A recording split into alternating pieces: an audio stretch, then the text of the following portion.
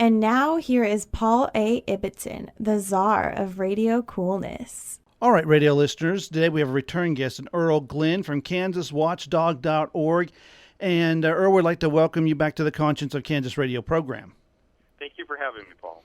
Well, very happy to do so. And I got to tell folks out in Radio Land that if you are not following what is happening at KansasWatchdog.org, then you're not really in the loop of so much interesting news.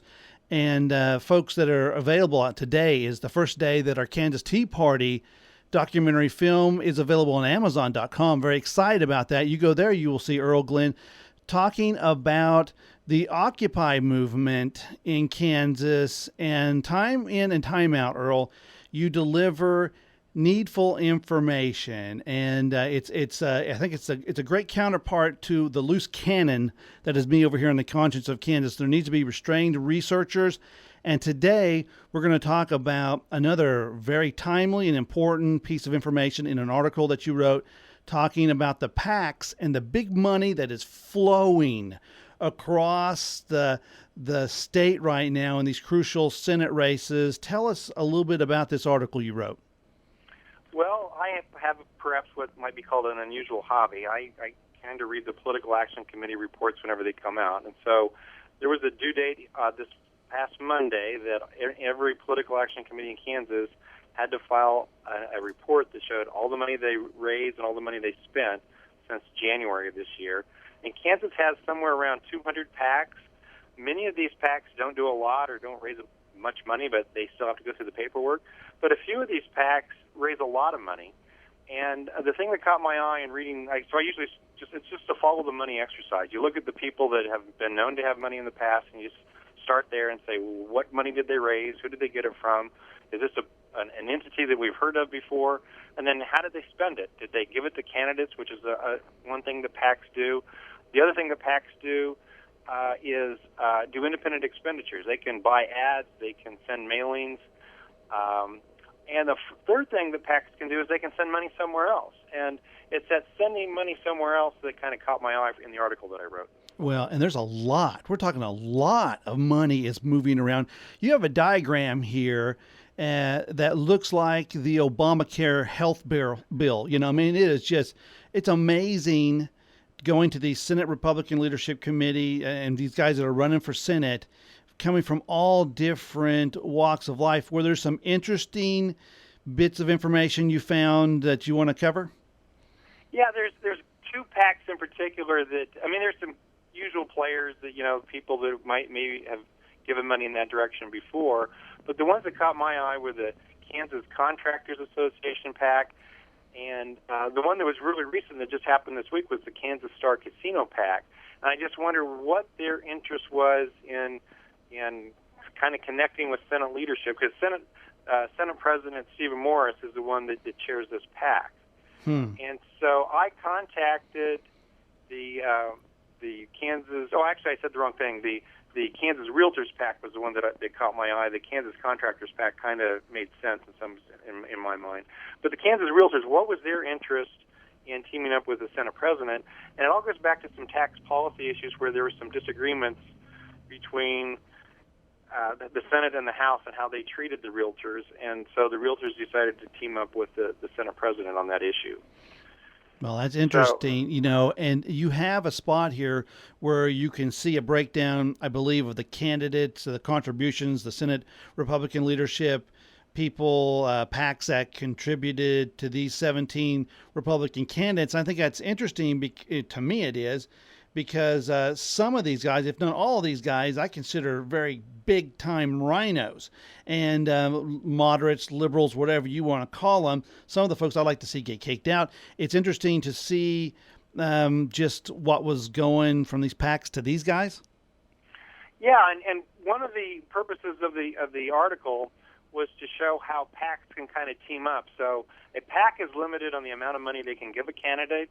So one way that a PAC can leverage itself is to give money to another PAC that has not maxed out the contribution. Yeah. Or even better yet is, why don't you get somebody else to create a PAC and we'll just fund that PAC. So in particular, the Kansas Republican Leadership Committee PAC funded one brand new PAC that just came out of nowhere, the Kansas Jobs PAC, and then that PAC gave to 8 of the same 17 candidates that the Leadership PAC gave to. Now, another PAC that kind of appears at election time is the Kansas Traditional Republican Majority PAC. Some people might label this the moderate Republican group. Yeah. So that PAC already existed, but they took $70,000 and both gave money to candidates and then had some independent expenditures themselves. So, but the real curious thing is this Kansas Jobs PAC then somehow magically, after they get enough money, gave money to yet another non-existent PAC just from a few weeks ago called the Kansas Values PAC. Mm-hmm. And then the Kansas Values PAC is kind of curious because they aren't really doing any mailings right now. They did give money to some of these same candidates, but there's a group called the Kansas Values Institute, which is a nonprofit, and I can't absolutely prove that Kansas Values Institute and Kansas Values PAC are the same thing. They sound a lot alike. Their names are very similar. The same guy is behind the formation of both groups, so that's the main piece of evidence. But there's no hard document that I have right now that shows that these what's that guy's name? Well, that guy's name is Ryan Wright, which that name is kind of curious because he used to be the treasurer and executive director of the other PAC that we just talked about, the Kansas Traditional Republican Majority PAC. Okay. So, yeah. There's kind of like dotted lines through all 4 of these groups. Right? Well, and all 3 of those that you just talked about, they sound like, they must be very, very conservative institutions, PACs, when they're talking about values and all this. But that's not the case. These are liberal organizations, aren't they? We're nonpartisan, so I would have to say they're left-leaning. Let's put it that way. Okay, I'm very partisan, so I would say they are liberal. But I understand what you're saying, Earl. Well, this is amazing stuff. Now, I shared this today, this article that you wrote. Again, it's at kansaswatchdog.org, but I shared it with 50,000 of my closer friends. These are ones that I'm sure I'm on their Christmas list because this is a wealth of information. People are always asking me, and they're screaming it right now as the primary is just right on top of us. How do we get good, solid research information on candidates and those that circle around them, those that they are working with? And it's hard to find that here at the local level, states, anywhere. And so this is good. Another thing about PACs, and I'm not saying I'm against all PACs, but PACs are used quite often by candidates as the plausible deniability for attacking your foe, because you can say, well, it wasn't me. It's just these folks over here. They just happen to be saying what I believe. But, do you see that? Am I talking crazy?